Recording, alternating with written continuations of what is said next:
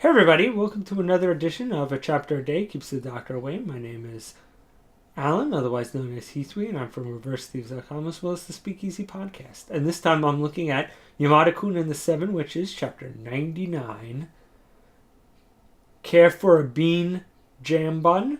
And as we saw in the last chapter, Nene and Yamada have discovered that the witches now have all new powers, and that the girl on the basketball team can command other people. So, Nene's like super excited that she was right, and so she pops up, inside the little disguise that they have, giving Yamada a full detailed panty shot and a little service for the fans. And they rush back to the president eventually. And the president's like, all right. They're like, no, it's a new power. And they name it like submission. And the president's like, that's great. But we don't have time to investigate that kind of stuff. She doesn't seem to be up to anything really bad. And she won't kiss Yamada, so we gotta move on. And Nene still thinks there's a lot to be done there. But Yamada eventually agrees with the president that their president should be finding a witch that they can recruit to make a shield, as opposed to, spending a lot of time on the girl with the submission power. And so Nene kind of goes off on her own, and the rest of the team goes to investigate these other witches that apparently, Kurosaki and Midori have found. And so Yamada goes down there, and, Kurosaki and Midori are, of course, knuckleheads, and they're hiding Solid Snake style in boxes, and like, this girl, she's just like, shut up several inches. And he's like, it's high school. It's a growth spurt. It's not that interesting. Or, this girl is suddenly really cute. And they're like, yeah, she just had like a teenage makeover. It's, certain girls do that. This girl is studying a lot. Yeah, because she didn't do good on another test and she wants to do better. So she's, yeah. And basically all things that are definitely different about the characters, but nothing that says magic. And I'm thinking at least one of those people is actually a witch. Not for the reasons that are on the silly list, but I'm thinking at least one of those is probably a witch that they've crossed off the list for all the wrong reasons. Either that girl hasn't manifested her powers yet, or they're looking at the wrong thing. Like if they didn't realize that like she's having a problem at home, or she's having a problem with somebody else, and not the silly like things that they've picked up on, but it's some other more important thing. So I'm thinking at least one of those girls is going to be a witch in the future.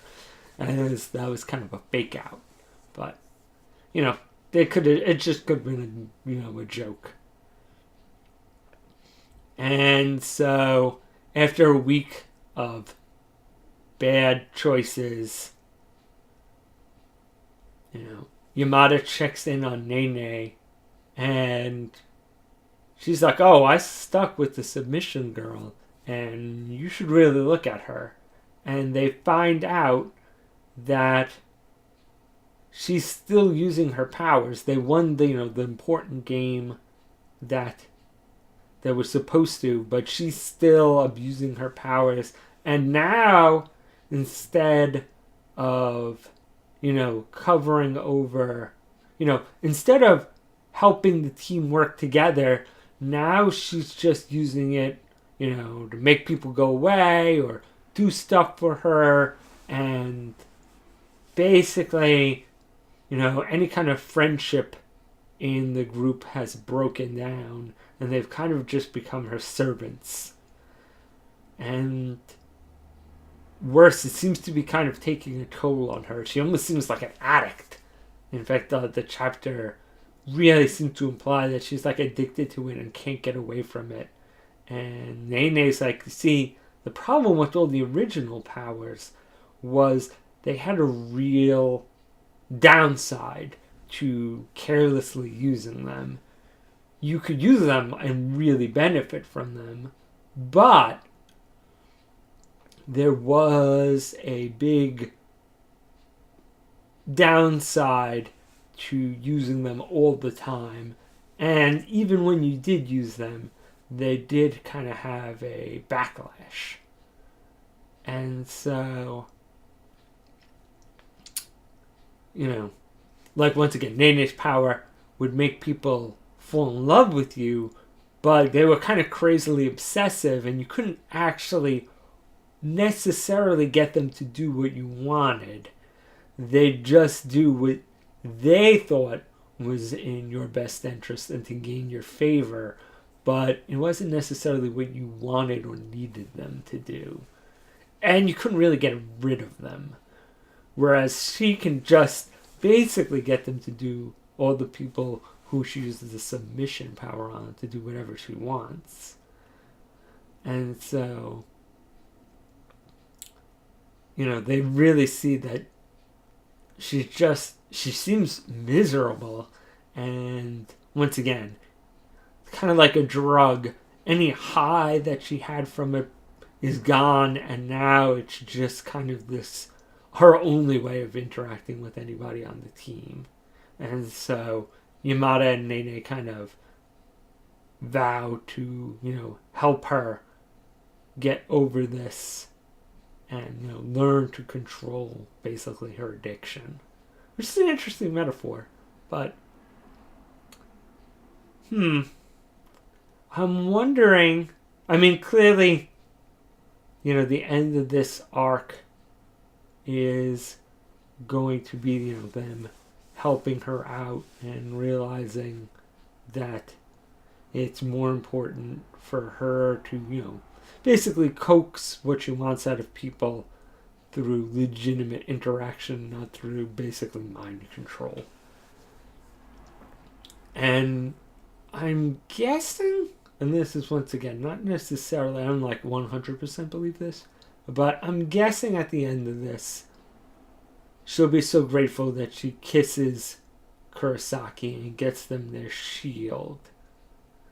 And so, I don't think getting the shield is going to be as important as I think all of these new powers, since they've been reset, are going to be really kind of harmful to everybody who uses them. Mostly because they seem to have, I'm guessing all the new powers don't have necessarily the downsides that the other ones did, but they're kind of corrupting. And that's why it's so important for the president to, kind of, and possibly, the new president and the old president knowing more than they let on, that's why they need the shield, because all these new powers are really kind of dark and controlling. And so they kind of have to overcome these new 7 witches, because they're going to kind of use them for all the wrong reasons. So that'll be interesting to see, how they help, the girl on the basketball team out, and who are these new witches, and how are their powers detrimental to them. But that should be fun. And a little bit emotional. So, fun times. Alright, see you guys next time.